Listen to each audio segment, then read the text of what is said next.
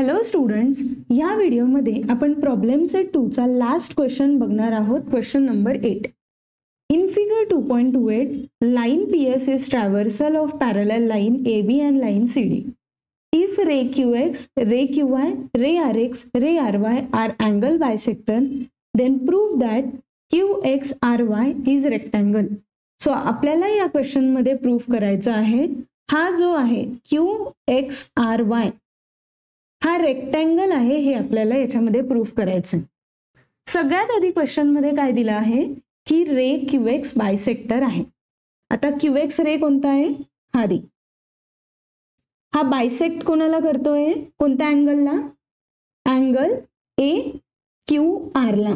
So सगळ्यात आधी आपण तो अँगल लिहून घेणार की अँगल AQR ला तो बायसेक्ट करत आहे. बायसेक्ट करणं म्हणजे काय? तो डिवाइड करतोय. कोणत्या अँगल मध्ये? एक हा एक अँगल आहे आणि एक हा अँगल आहे, पण दोघं पण अँगल सेम आहेत.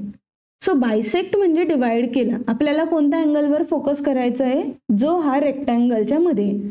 सो मी तो अँगल इथे लिहिला, अँगल XQR. आता अँगल XQR काय आहे? Half of the angle AQR आहे. हाफ आहे बरोबर. बायसेक्ट केलं म्हणजे काय केलं आपण? डिवाइड केलं. तो हा जो छोटा अँगल आहे हा हाफ आहे या मोठ्या अँगलच्या, कारण हा इक्वल डिवाइड केलेला होता. सेम वेने आपण जे आता 4 बाकीचे बायसेक्टर उरले होते त्याच्याबद्दल लिहून घेऊ. सगळ्यात आधी रे QY बायसेक्टर आहे. ठीक आहे. हा कोणत्या अँगल साठी बायसेक्ट आहे? या अँगल साठी, जो आहे अँगल BQR. याला जर हाफ मध्ये केलं तर आपल्याला कोणता अँगल मिळतो? अँगल हा अँगल मिळणार आपल्याला, दिस वन, YQR. सो हे QY बायसेक्टर असेल तर त्याच्यावरून आलं. आता पुढचा बायसेक्टर आहे RY. तो ते आपण बघू. हा झाला RY बायसेक्टर आणि ही आहे त्याचं अँगल. सो हा मिळणार आहे अँगल QRD आणि याला जर हाफ मध्ये केलं तर आपल्याला हा अँगल मिळतो जो आहे QRY. सेम वेने आपण बघणार आता रे RX साठी. सो रे RX कोणत्या अँगलला डिवाइड करते? या अँगलला, दिस वन. सो हा झाला अँगल QRC. याला जेव्हा हाफ करू तेव्हा आपल्याला मिळणार हा अँगल जो आहे अँगल QRX. सो आपल्याला एवढं मिळाले 4 इक्वेशन. सो हा झाला सेकंड इक्वेशन, हा आहे थर्ड इक्वेशन आणि हा आहे फोर्थ इक्वेशन. ही 4ही इक्वेशन मी आता इथं लिहून घेतली आहे. इथपर्यंत काही डाऊट आहे असेल तर कमेंट सेक्शन मध्ये प्लीज लिहा आणि मी ते तिथं सॉल्व्ह करण्याचा प्रयत्न करणार. इथपर्यंत कळालं? आता आपण पुढे जाऊया. सो आपल्याकडे ही जी लाईन AB आहे आणि लाईन CD आहे हे एकमेकांना पॅरलल आहे आणि हा जो PS लाईन आहे हा ट्रॅव्हर्सल लाईन आहे. सो हे दोन अँगल आपण घेऊ. हे दोन अँगल आहे alternate interior angle. So alternate interior angle काय म्हणतो की angle AQR equal to angle QRD. आता आपण मल्टिप्लाय करू 1/2 ऑन बोथ साइड. ठीक आहे. सो इथं आलं 1/2 of angle AQR equal to 1/2 of angle QRD. आता 1/2 ऑफ AQR म्हणजेच काय आहे? अँगल XQR आणि याची व्हॅल्यू कोणती आहे? QRD. सो दिस वन आलं अँगल YRQ. तो हे आपल्याला इथून मिळालं. ठीक आहे. सो आता अँगल XQR कोणता आहे? हा XQR हा एक अँगल आणि दुसरा QRY किंवा YQR हा अँगल सेम आहे. सो हे जर दोन अँगल सेम असतील तर आपण अल्टरनेट अँगल टेस्ट नुसार काय लिहिणार की ही लाईन आणि ही लाईन पॅरलल आहे. सो आपण इथं लिहिणार line QX parallel to line RY. ठीक आहे. सो आपण इथं हे प्रूफ केलंय. आता सेम वेने आपण मागच्या ह्याच्यात कोणते अँगल बघितले, हा अँगल आणि हा अँगल. आता ह्याच्यात बघू आपण this one and this one. So same जे लिहिलेलं होतं तेच लिहू.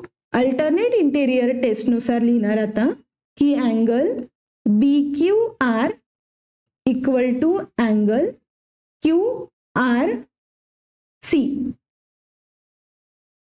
परत याला 1/2 ने दोघं साईडला मल्टिप्लाय करू.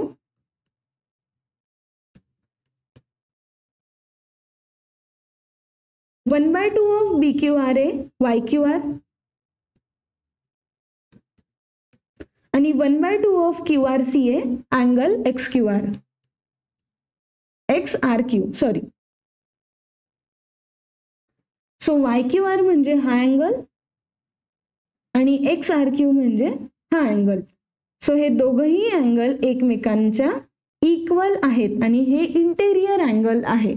सो अल्टरनेट अँगल टेस्ट नुसार आपण लिहू शकतो की लाईन RX पॅरलल आहे लाईन QY ला.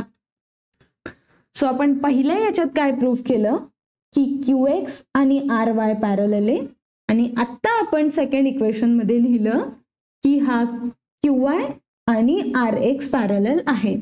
सो हेच आपण इथं लिहून घेतलंय. That's it. सो जर अपोजिट साइड पॅरलल असतील, सो इथून तेच दिसतंय की ह्या ज्या अपोजिट साइड आहे ह्या पॅरलल आहे, तर आपण लिहू शकतो की QX RY हा पॅरलेलोग्राम आहे. सो इथं जो आपला QX RY आहे तो पॅरलेलोग्राम आहे हे ठरलंय. आपल्याला शोधायचं काय आहे, रेक्टँगल. सो आता आपण याच्या पुढची इक्वेशन बघू. आता इंटेरियर अँगल टेस्ट नुसार आपण काय करणार, हा अँगल आणि हा अँगल घेऊयात. So angle BQR plus angle QRD. Interior angle test काय म्हणतं, हे सप्लिमेंटरी अँगल आहे आणि यांची ऍडिशन असते 180 डिग्री. आता आपण काय करणार, दोघं साईडला 1/2 ने मल्टिप्लाय करू.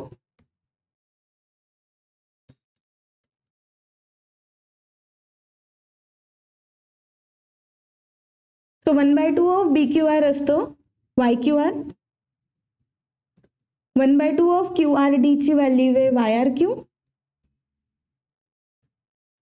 इक्वल टू 1/2 ऑफ 180 डिग्री आलं 90 degree. So this is our next equation. आता YQR म्हणजेच हा YQR ही एक अँगल, YRQ हा एक अँगल, यांची ऍडिशन 180 डिग्री आहे.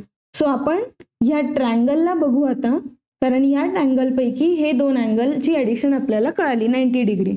सो आपण ट्रँगल टेस्ट नुसार लिहिणार की angle YQR plus angle YRQ म्हणजे तिघं अँगलची जी ऍडिशन आहे ती असते 180 डिग्री. पण आपल्याला ऑलरेडी माहिती आहे की हे जे दोन अँगल आहे यांची डिग्री 90 आहे.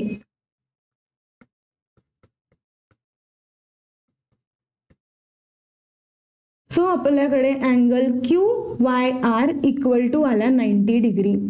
सो हा जो अँगल आहे याची व्हॅल्यू आलेली आहे 90 डिग्री. ठीक आहे. सो आता इफ QX RY पॅरलेलोग्राम आहे तर याचे अपोजिट साइड जे असतात त्यांचा अँगल इक्वल असतो आणि आपण हे ऑलरेडी प्रूफ केलं आहे की तो पॅरलेलोग्राम आहे म्हणजे अपोजिट अँगल इक्वल आले. म्हणून आपण लिहिणार की angle QYR equal to angle QXR. So याच्यावरून आलं की अँगल QXR सुद्धा 90 डिग्री आहे.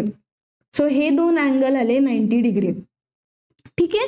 आता पॅरलेलोग्राम मध्ये जे ऍडजेसंट अँगल असतात, ऍडजेसंट म्हणजे काय की याच्या बाजूचा हा जो अँगल आहे, हे दोघं जे अँगल आहे हे सप्लिमेंटरी असतात म्हणजेच 180 डिग्री असते त्यांची addition. So angle QXR plus angle XQY equal to 180 degree. आता QXR आहे 90 डिग्री